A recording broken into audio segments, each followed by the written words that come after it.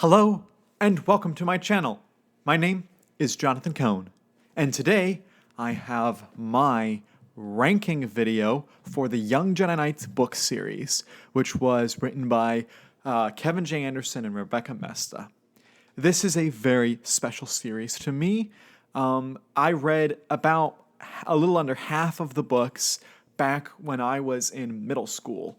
I was not a big reader then, and I was just, I couldn't be bothered to read.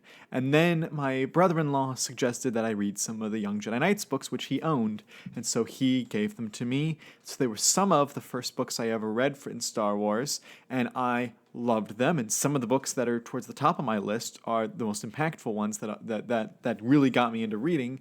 And but I only read them in like bits and pieces. I didn't really read the series in chronological order, in written order, all 14. There's still books that I hadn't finished. So I went back starting in 2019 and started reading them again, and then stopped for a few years. And then at the beginning of this year, in 2023, I picked it back up and started reading them again. And it was just wonderful getting to do it. It was delightful getting to read this series. Some of the books that were rereads were delightful. The books that were original, new to me, were delightful. But now I've finished. I just recently put up my review of the final book, Crisis at Crystal Reef, and so now that I did that, I figured what better time to go through my ranking of the books. Now, as I should preface with every ranking, this is just my ranking. If you like these books in a different order, let me know your thoughts down below. I know one of my books is going to surprise people, but most of these I think are, people aren't going to have that strong opinions on them. But if you have, if you've read them, love talking about them, let me know in the comments section what you think. Also, subscribe to the channel, as I have lots of book review videos for Star Wars and other franchises. And I'll go through and rank them, starting with my number 14 and going up to my number 1. But then I'll also, at the end of the video, talk a little bit about how I view each set of books. Because you have a set of 6, which is the Shadow Academy arc, and then you have a set of 5, which is the Diversity Alliance arc, and then you have a set of 3, which is the Anja Galandro arc, or I guess you could call it, to fit the theme, the Black Sun arc. But those are the 3 arcs in the series, and I'll talk about those at the end. Now, when it comes to the 14 books, I like almost all the books, and there's only really like one that I think is mediocre. And so the fact that all the book series is that strong, that I like just about every single book in the series, is a good sign that Kevin Anderson and Rebecca Mesta are great authors. So my number 14 seed, the weakest book of the series, is Heirs of the Force, the first book in the series. It is very rare that I view the first book of a series as the weakest. I usually love beginnings. When I read big epic fantasy series, the first book's typically my favorite. When I even read Star Wars trilogies, they're typically my favorite. So for this book to be my 14th favorite of the 14-book series shows how strong the other books are. This book is just mediocre. In this book, you're introduced to the characters. There's the big 4 that we follow. There's Jason and Jaina, who are like the top main characters, the top build characters of the series. And then you have Lobaka and Tenel Ka, who are kind of like they're along for the ride. And then, of course, you have Luke Skywalker and whatnot. But in this book, Jason and Jaina basically go missing on Yavin 4, and so the others are looking for them, and they come across this pilot who is in this ship, and the war's been over for years, so why is this pilot here, and why did his ship crash? And so there's a little bit of that, and so it's basically trying to figure out where the kids are and then figure out who this guy is. And there's, as I said, this is the first book in the Shadow Academy arc, so it's setting those up. And by the way, there will be light series overall spoilers, because you can't rank all the books without generally talking about what's in the books. But so that's why that guy's there. And it's just a mediocre book. There's not much to it. It's a very thin story, and it's just not exciting. So that's why it's my number 14. My number 13 is a book that is the first in the Diversity Alliance arc, which is Shards of Alderaan. This is a book that, unfortunately, it wasn't bad. I didn't have a problem when I read it. It just was largely forgettable.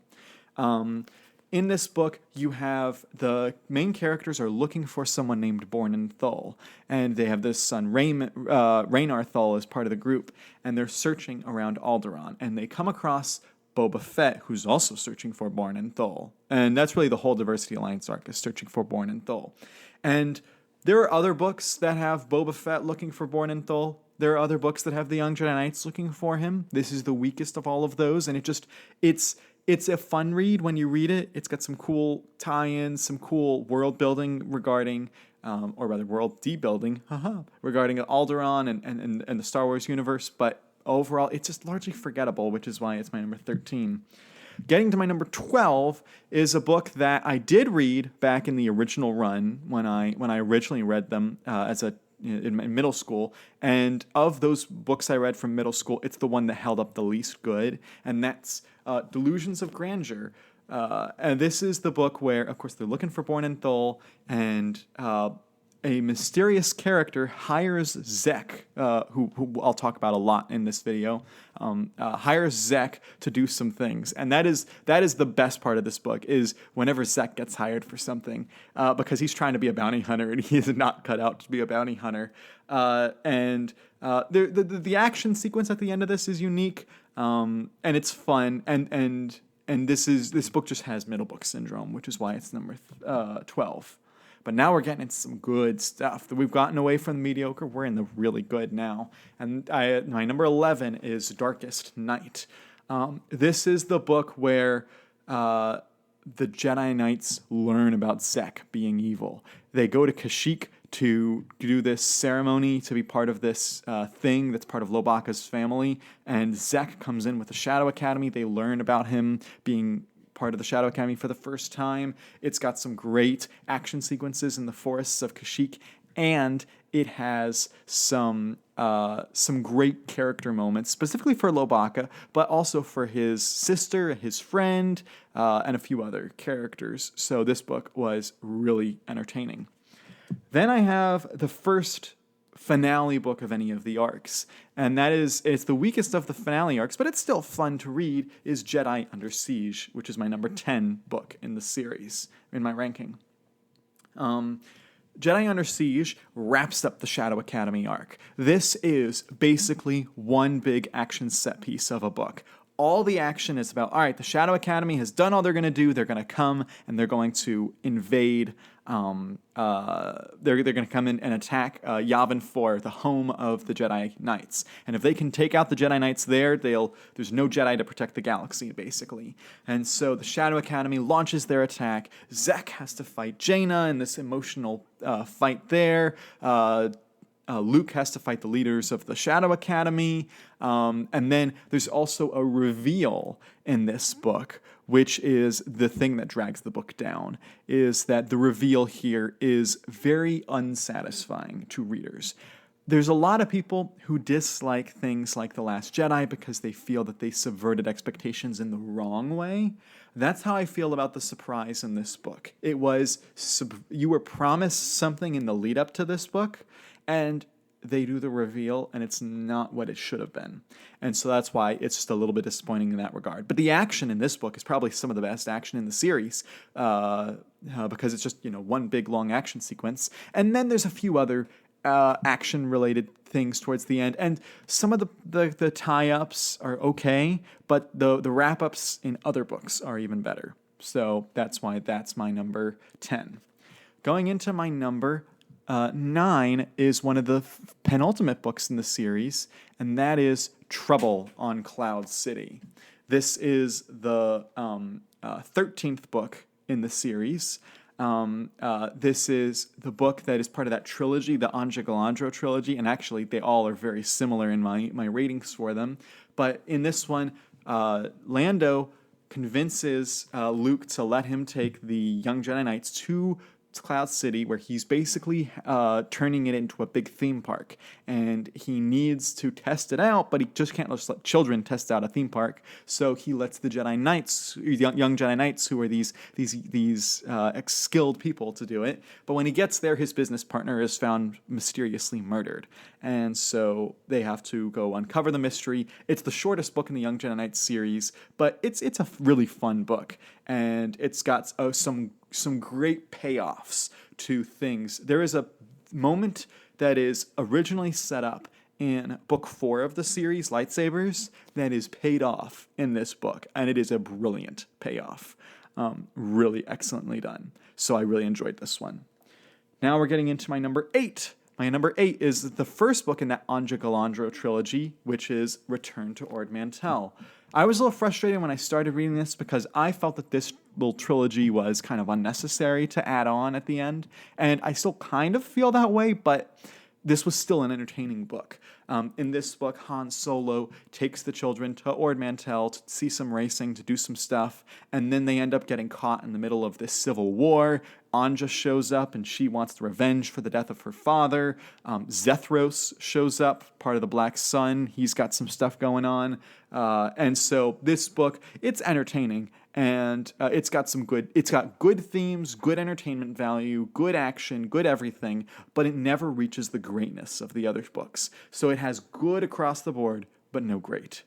Going into my number 7 is going to be Crisis at Crystal Reef. This is a fantastic conclusion to the overall series. It's not the best conclusion of an arc, that'll come up later, but this is the conclusion to the Anja arc and the whole Zethros Black Sun storyline.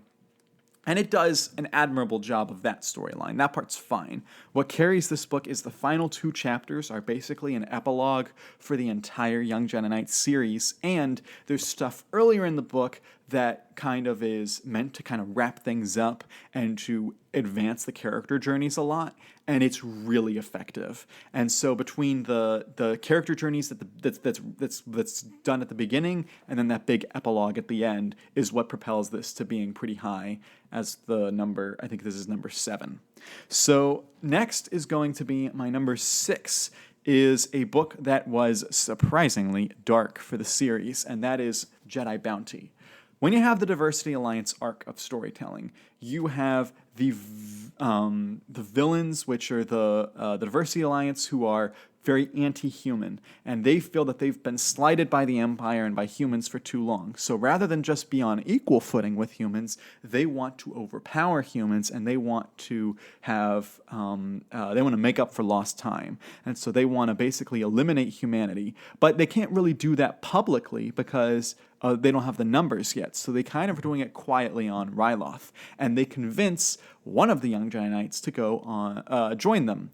Well, he realizes that's a terrible idea, so the other Young Jedi Knights have to go rescue their friend, and they get captured, and they have to escape.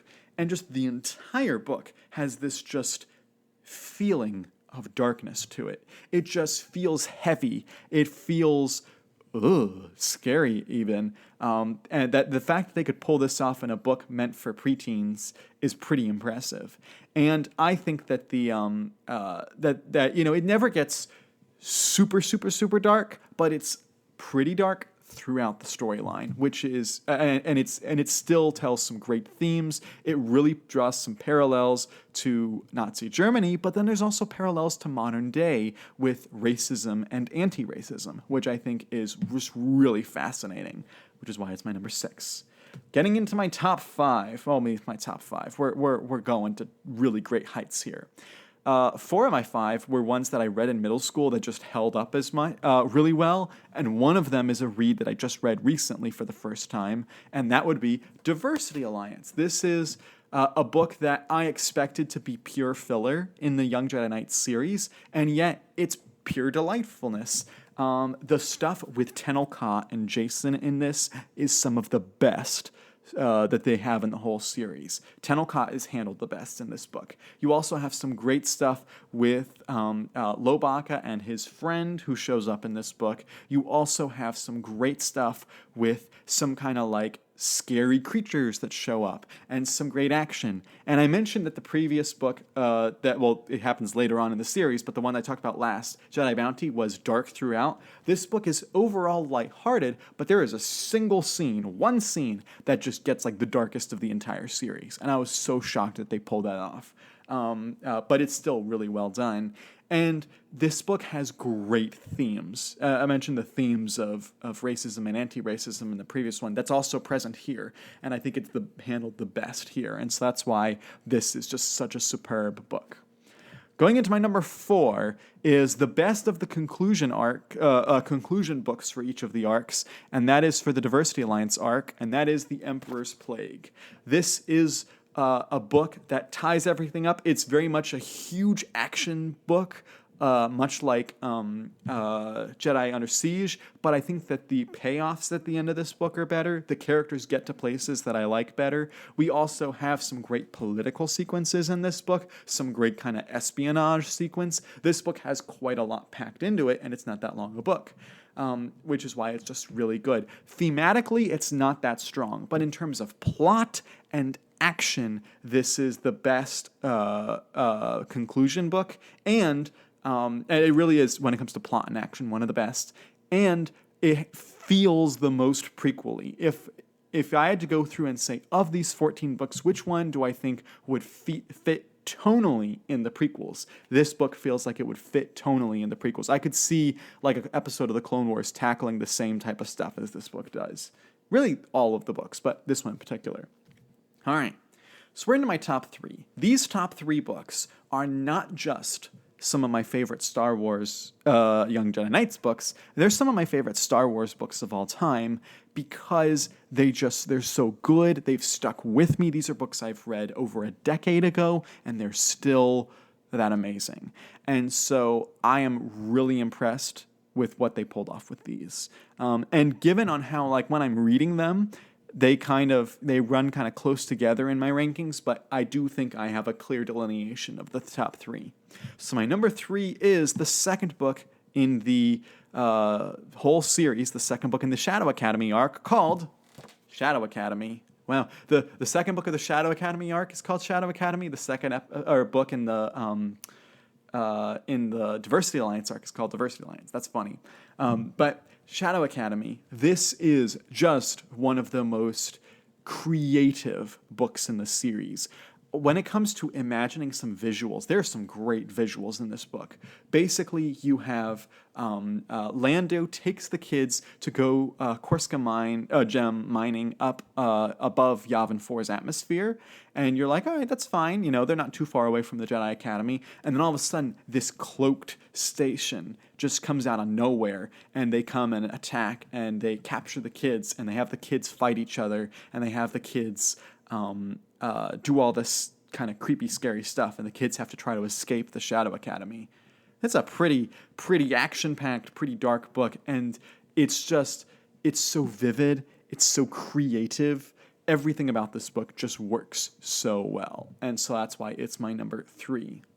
Now, my number 2, a lot of people will put it as their number 1, and I understand why, and I do think that it's the most impactful of all the Young Jedi Knights books. When you talk to Kevin J. Anderson in person, he will point to the book as being one of his most impactful. When you ask readers, they always talk about this book, and it totally makes sense. And that's going to be the book Lightsabers. Lightsabers is the book that I think affected the readership the most. I know so many people who talk about they were lazy in their life. They were forced to read something, and so they picked up this book, Lightsabers. Sometimes they had been reading the series, and sometimes this was the first Star Wars book they read. But they picked up Lightsabers, and they were so affected by it that they decided to turn their life around to work hard, to do all that stuff that they should be doing in their lives. And that's because this book has some great themes about characters like Tenel Ka and Jason and Jaina.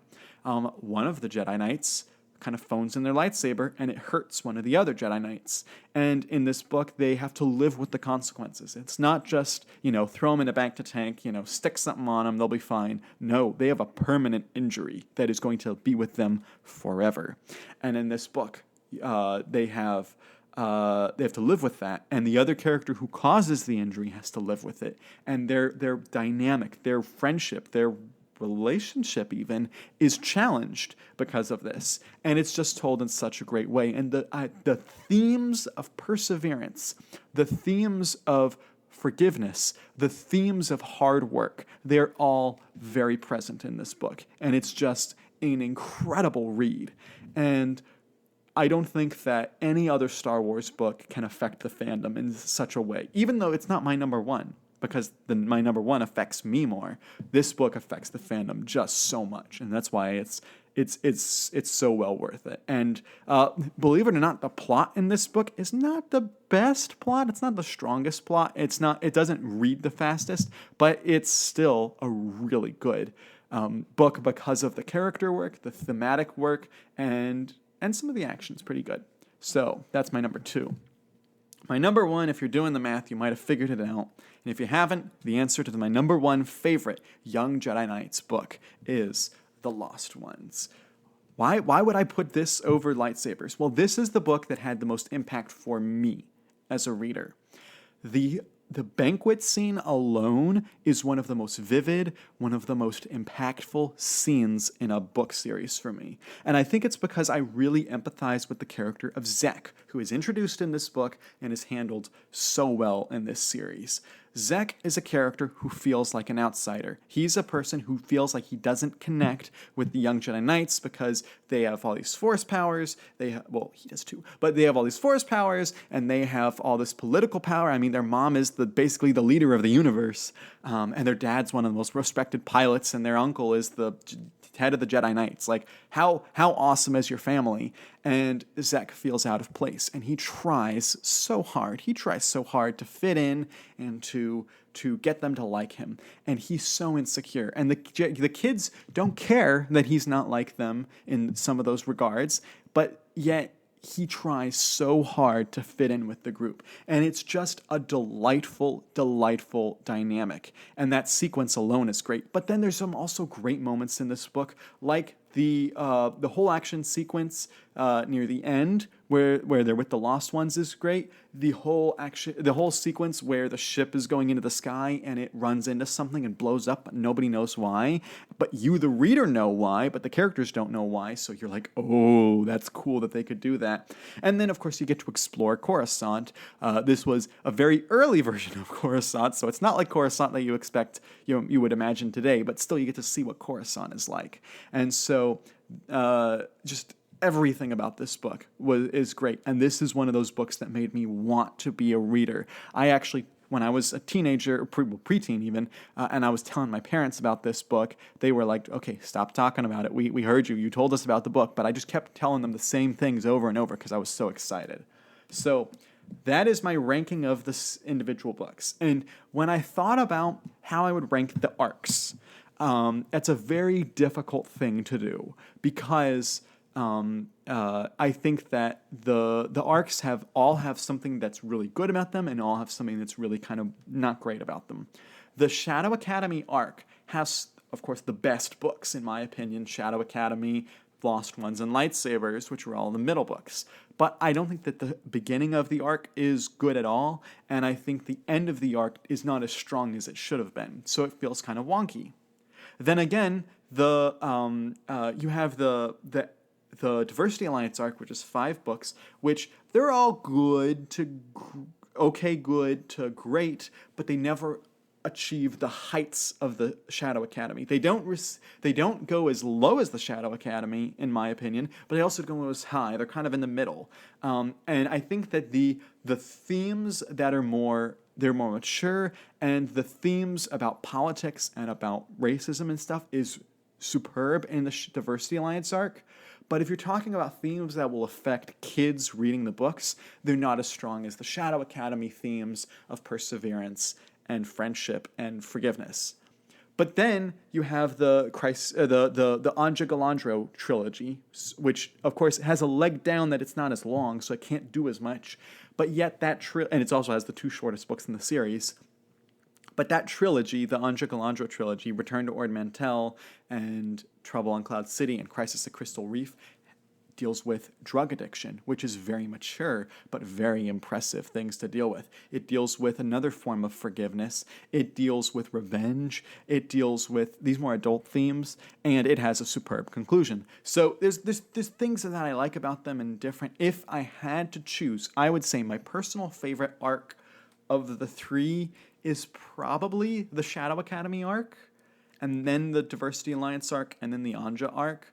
But they're all so close together that I still think that they all make up the great tapestry that is the Young Jedi Knights. I don't think there is any Star Wars series that has impacted me as a reader as much. Maybe the Thrawn trilogy, the OG one, was really good and impacted me a lot as a reader. And the new Thrawn trilogy in a way, and as a single book, Kenobi has a great place in my heart. But I think that this series is just, it has done so much for me as a reader, for other people as readers, and I'm actually very excited because I am now going to be putting this book series in my classroom this year for my students to read. And so I'm very excited for them to read it and then them to talk with me about it. And so if you've read the Young Jedi Knights series, let me know your ranking down below. What do you think of my ranking? And are there other similar series that you think I should get into? I know that there's several Jude Watson book series. There's several other